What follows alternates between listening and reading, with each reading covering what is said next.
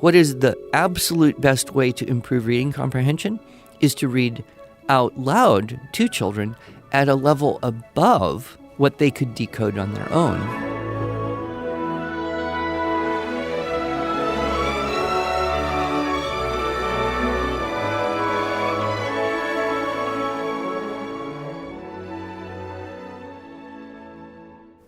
Hello, and welcome to the Arts of Language podcast with Andrew Pudewa, founder of the Institute for Excellence in Writing, or as many like to say, IEW. My name is Julie Walker, and I'm honored to serve Andrew and IEW as the Chief Marketing Officer. Our goal is to equip teachers and teaching parents with methods and materials which will aid them in training their students to become confident and competent communicators and thinkers.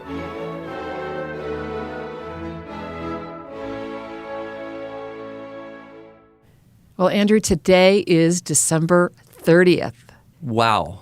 And are we happy to say goodbye to this year? I think it is kind of one of those unanimous, everyone agrees that 2020, you know what, except for anybody who had a baby this year or who got married this year, this was a pretty difficult year, right? Yeah. So, and of course, I got a new grandson this year. So 2020 was a good year for the Walker family. So, and I just got the news at Thanksgiving that the next grandchild is on the way. Oh, I didn't know that. So number 15, Andrew? Number 15. Oh, congratulations. So that'll be 2021. 2021, yes. So I thought that to essentially end 2020 and begin 2021, I would like for you to have a conversation with our podcast listeners about one of your most favorite conference talks, and actually one of my most favorite. I've listened to it, I don't think it's an exaggeration to say dozens of times, and that's Nurturing Competent Communicators. Yeah, I've listened to it dozens of times.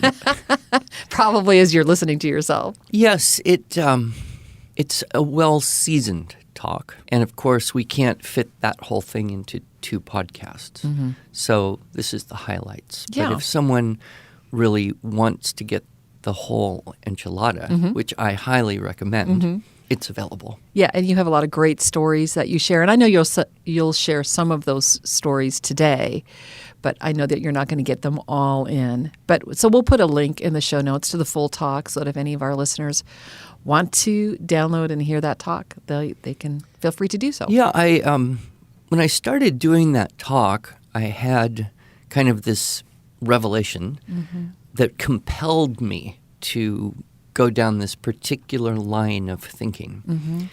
And we've made much of this very obvious thing. Yes.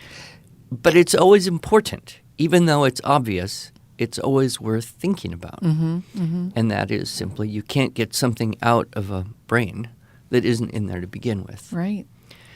I'm not the first person to have thought of that. Louis L'Amour said something like, a writer's brain is like a magician's hat. You can't get something out of it if you don't put something in first. You mean it's not really magic? You mean it's just a trick? I didn't know that. This kind of struck me full force when I noticed that kids trying to write are trying to find in their mind ideas, and then they're trying to find the words to attach to those ideas, and then they're trying to put those words in patterns that are correct, and do that kind of all at once. And the more ideas and the more words and the more patterns they have available in their mind, the easier it is for them to write stuff. The less that's available, the harder it is for them to write stuff. And so I started exploring 2 ideas that made its way into this kind of 2-part talk, which is now so bloated I really could do a whole hour on each half, but I still keep cramming it together. And the first half is about the importance of reading out loud. Reading out loud. To children. And many of our listeners are probably familiar with Sarah Mackenzie and the Read Aloud Revival. And it was interesting because I had no concept that this one talk could affect other people in a way that affected other people, that had this tremendous chain effect. And I'm so grateful for my friendship with Sarah over the years and what she's done to promote this idea of reading aloud to your whole family, way beyond just the little homeschool niche. Oh, sure. That I usually talk to. Sure. She's got parents all over the world, many of whom aren't homeschooling, but are seeing the tremendous value of reading aloud to their children. Yes, and she on her website, she has so many great resources to choose which books to read out loud for which age children. Yeah. So if you've got a preschooler, and of course my granddaughter is a preschooler, and so I like to go to Sarah's website and find not board books anymore. She's grown out of board books, not quite ready for chapter books, but just to be able to find even seasonal books. She's got a great list of recommendations for the holidays, for winters. Anyway, yeah. Sarah's a great resource. So, I guess to not give the whole story, but the way I came to this conclusion that this was the single most important thing that you could do if you want to have a child grow up to be a competent speaker and writer of English, was I thought, okay, you're only going to get out what goes in. So what's going in? Where do children today in our modern world get most of their language input on a daily basis? Now, certainly not everyone falls into this category, but if you look at the large majority, the supermajority, probably the number one influence on the language going into children's brain every day is media. You used to say television, Andrew, but right. It's not television now. TV has kind of changed in its definition.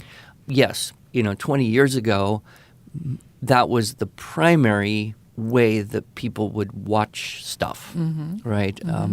YouTube was not ubiquitous yet. Yes. But the statistics, even back then, are the average American school-age child watches 25 hours of television a week. Wow, yeah. Now, okay, that sounds like a lot. If it's an average, that's a little scary because some people may be watching more than that, and some people may be less, or some families, very tightly restrict that. However, I don't know anyone except my 90-year-old father-in-law who actually watches a television at all. Right. But we watch a lot of shows. We watch a lot of videos. We watch a lot. It's kind of interesting. The whole nature of it has changed. And I suspect that if you were to look at the statistics on screen time for kids, that would be significantly more than 25 hours a week. Right. And it would include perhaps games for mostly the boys, social media for lots of kids, especially the girls. And so, there are people kind of trying to wake everyone up that this is just not a good or healthy thing. Right.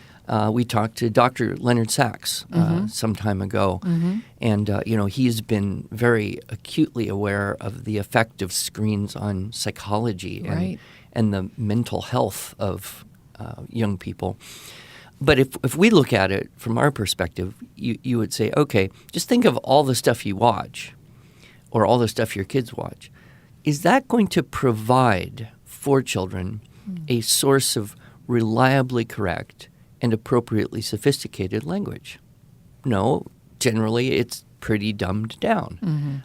It shoots for the lowest common intellectual level that people can have. And sometimes the stuff that's created for kids is really, really dumbed down. Now, that doesn't mean there aren't good things, right?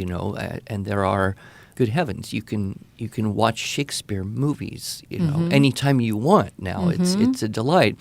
But what people choose and what they gravitate to, tends to be the pop stuff, the lowest stuff. And so I thought, well, that's a very, very large amount of time. But it's not the only source of language. So what would be, for most kids, not necessarily all, but for most kids, the number 2 influence on their language on just a daily basis? Well, their friends, their kids. Peers. And this would particularly be true if children go to a school where they are in age-segregated groups. Sure. And everybody is, within about 9 months of each other in age. And this is a huge influence. If you spend, 6-7 hours getting to school, being at school, being around school, and most of that interaction is with people your same age. Right.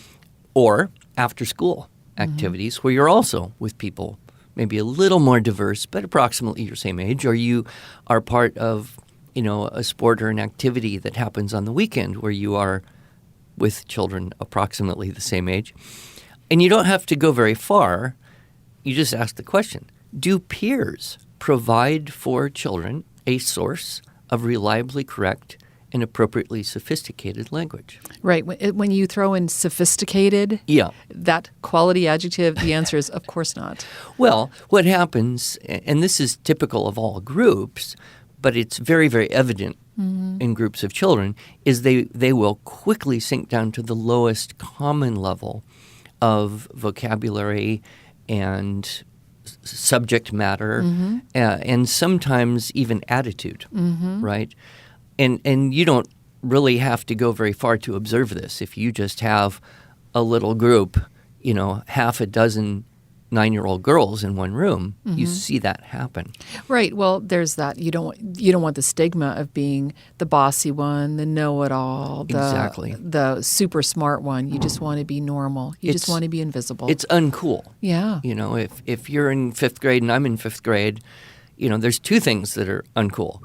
One is for me to say, oh, that Julie, she's so articulate and well-behaved and chooses her words carefully and has such good insight. I want to be like that. It's not going to happen. No. And the other thing is you're not likely to say, oh, that Andrew, he's just careless and sloppy with his language and he even says inappropriate things. I need to be a good example. No. If we're going to have a relationship, you're going to have to come down to my level. And you spread that out through a whole group. And to all of our listeners, you of course know it would be exactly the opposite. No.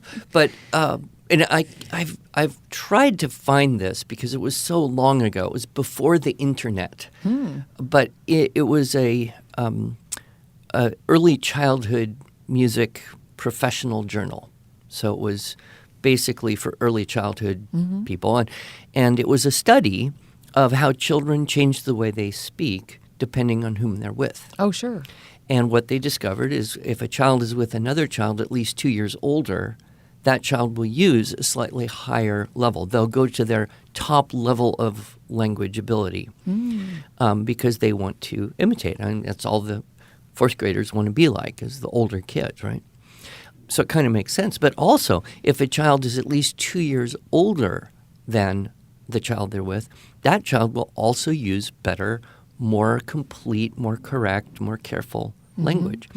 It's when you have children who are the same age that they use the least sophisticated language that they are likely to use.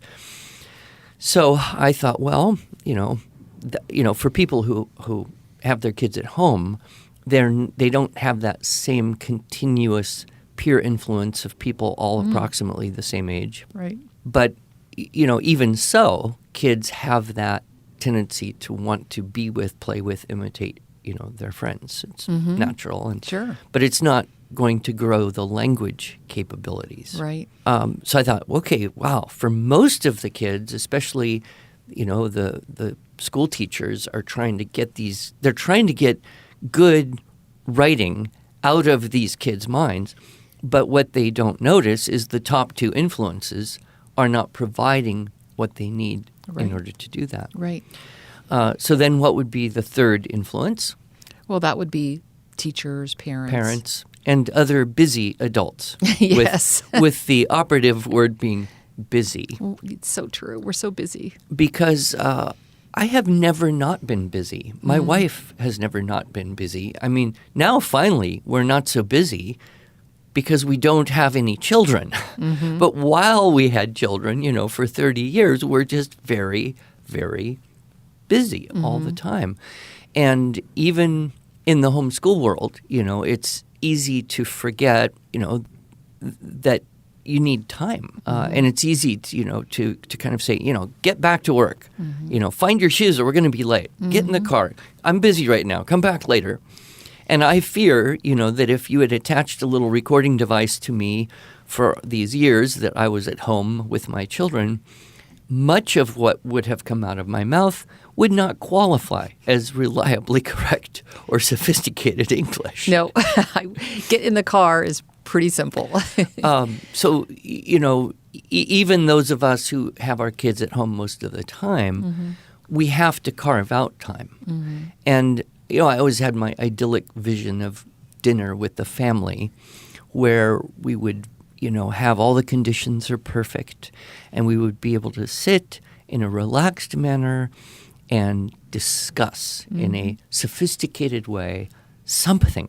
I didn't even care what it was, a little bit of history or current events or a book that someone's reading or, plans for something we would do as a family. But, the busyness even affects everyone at the dinner table. Someone's, want to eat quick because they have to go do something, and someone else is having a tizzy fit about broccoli or spilled milk, and, someone else has to, one child in particular has to sneak the carrots off the plate and under the cushion in the chair when we moved.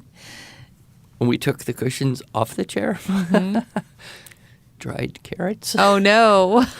We knew whose chair. Yes, we knew whose chair. Anyway, so how do we do this? And then, of course, if we go to the fourth source of language, we're looking at books. Right. And this is where I noticed something about children and reading. There's kind of two ends of a spectrum, and honestly, not a whole lot in the middle. There's kids who read a lot. They love to read. They read in their spare time. They carry around a book so they're never bored, and they read a lot. And was that you growing up?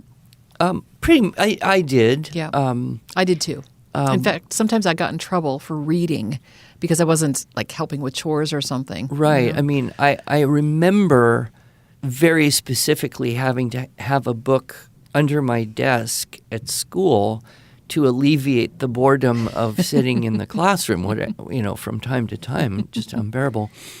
So I think I did carry books around that way, but we're of a different generation too. However, there's still kids that do that. Sure.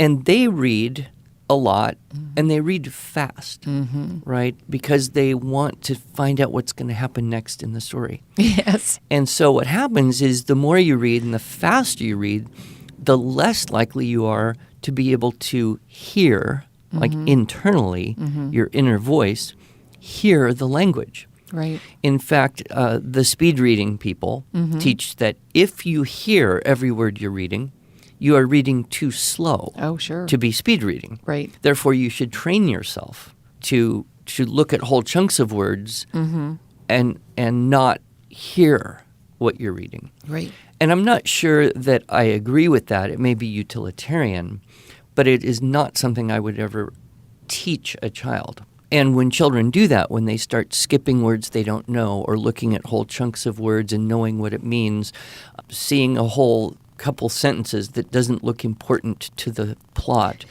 and skip it because they want to know what's happening. So they read books like they watch movies. And especially the, quote, young adult fiction that is produced today is certainly not very contemplative in nature.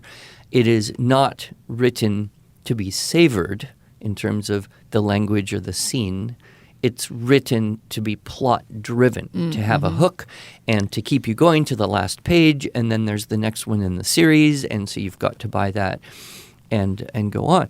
So those children are not necessarily getting the full building of vocabulary and syntax the way that they would if they heard every word. Sure. On the other end of the spectrum, and this is unfortunately a rapidly increasing percentage of the population of school-age children, they don't read. They don't want to read. They don't choose to read in their spare time. They read when they have to, but they would rather be doing other stuff. Probably consuming media, C.1. Yeah. And games and things. And, this is such a huge pull. In fact, I will confess that sometimes my phone tells me how long Yes. I've been using it. And I have noticed that I play Words with Friends Yes, a you lot. do. I love this game. But I always delete the app from my phone during Advent and Lent. So during the whole period leading up to Christmas, Right. it's a fast season, and so I just don't do it. Well, Right. I'm looking at the time differential. Oh. I mean, it could be 2 hours. Now, how do I do that? Well, I'm not reading. I have a pile of books. I have a pile of magazines. But I'll sit there playing Words with Friends for 20 minutes. Right. If that's happening to me, Right. who actually wants to read, what about kids who never fell in love with reading, Right. And so I think we see more and more children who are not going to acquire improved vocabulary and correct or even poetic use of language from books, unless someone reads the books to them. Yep. And that's the power of it. Number one, when you read to your grandchild, and when I read to my grandchildren, and when any parent reads to anyone, even sometimes I read to my wife. Number one, you don't skip anything, right? You read every word. Furthermore, you hear every word, and the person listening is hearing every word. And so there's building up this complete syntax. Plus, language is very nuanced. It's primarily auditory. And only, tertiarily does it become a thing that is only written. And, of course, when you read out loud, if you do it half decently, you give emphasis where it is needed.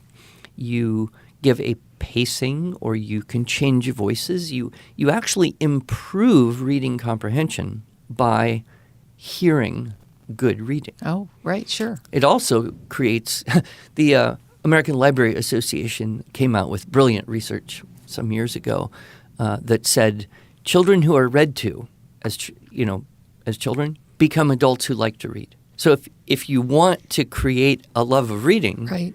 you don't force kids to decode books before they want to. You read out loud to them. Right. And then they see you reading something and they're intrigued, interested. And honestly, Andrew, I learned to read at 4 years old because my dad read out loud to me. And I wanted to know what he was doing. And he taught me to read just by Hop on Pop and Gateway to Storyland. So yeah, I agree. That's awesome. So that's kind of where I came to, and over the years I've had many, many conversations, at a conference or a convention or something, and very often I will hear a parent say this, usually a mom. I write pretty well. I think. I always got A's on all my papers, but I don't remember learning how. There's no feeling of like someone taught me something that made me better at doing this. Right. Right? And I will ask them, did your parents read out loud to you as a child? And 9 times out of 10, they'll say, yeah, actually, yeah, my dad read the Reader's Digest every day at the dinner table or something like that. In my experience, it is the number one predictor of competent writing skills in adults is having been read to out loud in huge quantity as a child. Okay, so I'm going to just throw out the common, I don't want to say objection, but the common understanding myth. You call it a myth in one of your articles. Just read. And I remember sitting in a cafeteria with you, Andrew. You're getting ready to do a high school class, and all around the cafeteria were all these posters of books that these teachers recommended that their students read. And it's, good readers make good writers. And I can't tell you how many times I've heard that. And yeah, and it doesn't work. Yeah, for reasons that you've talked about. The schools are seeing that.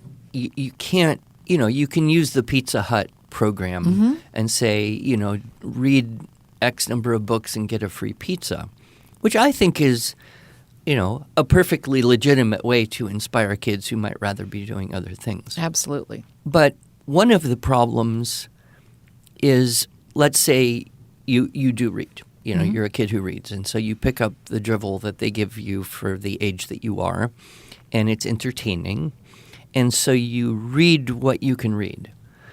Insert plug for Sarah McKenzie's book lists to avoid drivel. Drivel. Well, you know what I mean. Sure. And then a kid gets a little bit older, but unless he or she have an expanded vocabulary and comprehension level, they won't really be able to read anything above their normal level, their daily life level, right? If they see a word they don't know, they'll skip it. If they see too many words they don't know or sentences that are hard to understand, they won't read that thing. So what I think happens a lot of kids is they do lateral shifts, right? So they start reading whatever, Babysitter's Club, for the girls, Star Wars for the boys, and they get a little bit older, and then they have to read something that looks like it's written for someone a little bit older. So whatever the popular stuff for the day is. I mean chapter books with no pictures as opposed to chapter books with pictures. Yeah. They're pretty much the same, only they don't have pictures. Only if you read chapter books with pictures that were written 100 years ago, the level of vocabulary and the assumption of children's comprehension was much, much higher. Now, just go to the library or the bookstore, look at the young adult fiction, pick it up, right? And then they get a little bit older, teenagers, and then they got to read something that looks like it's written for someone a little bit older, so whatever the pop stuff is, Twilight, I don't know. And they get a little bit older, and they have to read something that looks like it's written for an adult. So they're in the airport, and they pick up, a romance or a spy book. But if you evaluate them language-wise, they're really not that much more sophisticated than Babysitter's Club. Oh, interesting. They simply are longer and usually have less moral standard. Sure. But people who kind of do that, if you were to have them pick up Jane Eyre, they would die after the first page because they haven't acquired the capacity to deal with that level of vocabulary and that complexity of thought. So what is the trick? What is the absolute best way to improve reading comprehension? Is to read out loud to children at a level above what they could decode on their own, at a level above what they would choose to read on their own. And then if there's a word that needs to be defined, stop, define it, look it up if you need to. If there's an idiom or an expression that is unfamiliar, an allusion to something, in literature or history or you can stop and you can explain that thing. Right. Well, that's called learning, Yeah. right, for the child. And when they're young, they have this absorbent mind. They may have to have that definition or explanation or connection only once. And now it's part of their language database. Right.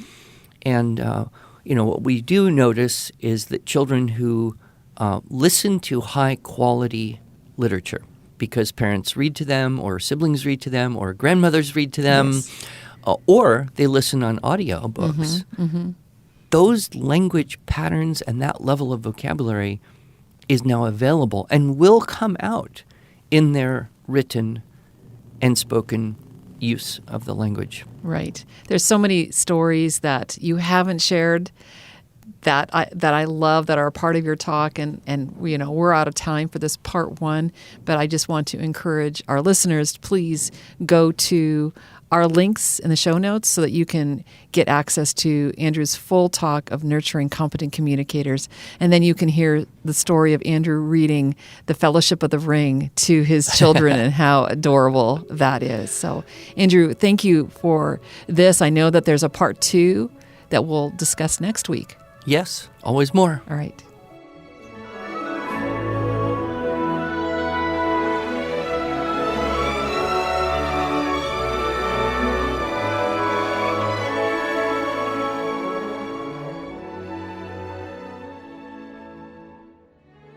Thanks so much for joining us. If you enjoyed this episode and want to hear more, you can subscribe to this podcast in iTunes, Google Play, or Stitcher, or just visit us each week at iew.com/podcast. Until then, on behalf of Andrew Pudewa and the team at IEW, I thank you for allowing us to partner with you on your journey toward better listening, speaking, reading, writing, and thinking.